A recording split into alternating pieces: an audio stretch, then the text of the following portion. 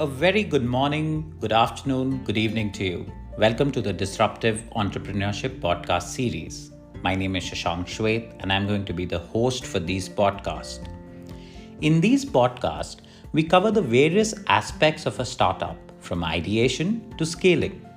We discuss the different aspects like startup marketing, startup finance, tracking KPIs, raising investments, and finally the growth hacks to scale up a startup. Imagine XP and Birla Institute of Management and Technology have put together a postgraduate program in disruptive entrepreneurship to create a cohort of startup founders to help them from ideation to scaling. It's a 5-month program that is taken up by the famous Professor Akbar and a set of investors whose job is to evaluate startups day in and day out. In today's episode, we are going to discuss about how do startup founders think of an idea for a startup, and how do you then validate if this idea is going to work or not. We're also going into anecdotes and stories of how others have validated their ideas so that it can help you. Now, startup idea is a tricky topic to discuss. It is very difficult to predict which ideas are going to work and which won't. But a detailed study of thousands of ideas can give a statistical direction and an underlying technique that every founder can then go out and follow. What is an idea? An idea is nothing but a thought or a suggestion that may suggest a course of action. It's also defined by the aim or purpose that a founder has set for themselves. It is a conviction that a person has towards what will work and what won't. And this conviction is then what then starts becoming a friction to success for these startup founders. Let me explain how. As ideas are thought by individuals, and a lot of time goes in researching, reading about the ideas on the internet, that founders become convinced that this is a brilliant idea. They become stringent and come to believe that their conviction is true about the problem as well as the solution. This becomes the first mistake of the founder while thinking of an idea. However convinced about an idea that you are, it becomes important to build a feedback mechanism to validate this idea.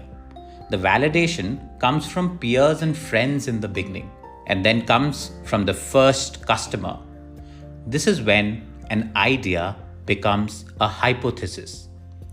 We generally advise a startup founder to not work on ideas but work on hypotheses. But what's the difference between an idea and a hypothesis?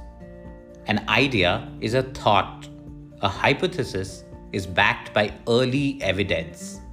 The early evidence that you are chasing is 100 paying customers.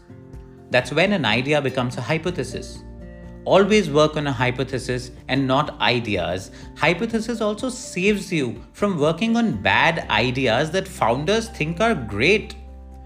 Generally, converting an idea to hypothesis requires an execution at a very low cost, what we now call as a pilot. And this is where an idea gets morphed into a hypothesis. The idea changes with a pilot. Customers give feedback that changes the offering. The understanding of the problem changes, the underlying behavior of a purchase changes, and the customer feedback changes most of this. Never work on an idea. Always work on a hypothesis. Another trap that early founders build for themselves is in a search for a new, refreshing ideas, something that has not been done before. Yes, that may be an aspiration, but keep in mind that most successful startups are working on ideas that has been done at least 10 times before. There were at least 5 other successful search engines before Google was built.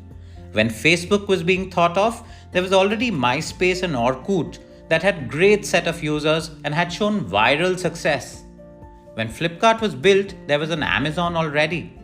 So it becomes important to learn that all ideas do not have to be new, but the way to execute those hypotheses should always be new, should always be innovative.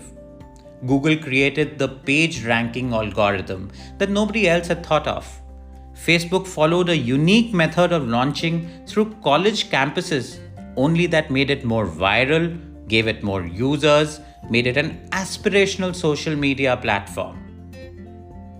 Ideas of a startup come from a conversation or facing a particular problem. But for a lot of early stage founders, ideas also come from other startups as well. You'd have heard of many ideas being described as an Amazon for beauty or an Uber for something, and this is where the trap of an idea starts. There is no precedence to show that if a business model has worked in a different category, it will work in yours as well. This thought process also highlights the fact that the founders are not thinking of the problem first, but thinking of a solution first approach. Going into the depth of the problem, empathizing with the users who face the problem, and understanding the underlying behavior of the customers towards the problem is an important aspect for your idea if it is good or bad. This is the reason that many investors now look for a set of founders who have faced the problem before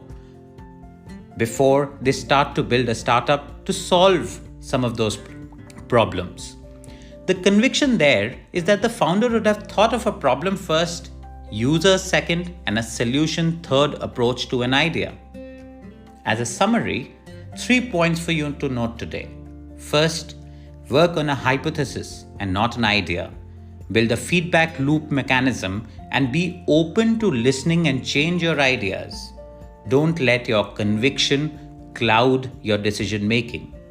Second, don't judge your ideas if it is fresh first or not. Think of different ways of solving the same problem in an innovative way that others may not be doing in the market today. And third, think of a problem first and then of a solution.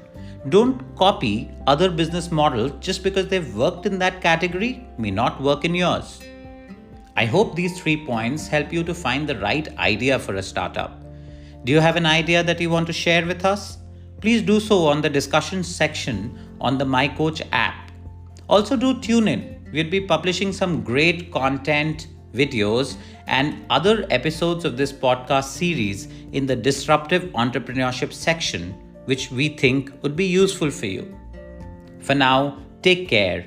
Keep up the grind to keep thinking of a successful idea. Do get in touch with me if you want to discuss more. The Imagine XP Birla Institute of Management and Technology Disruptive Entrepreneurship cohort starts in the month of December, and there are various investors that have booked their slots for the graduates of this cohort. Keep listening and meet you in the next episode.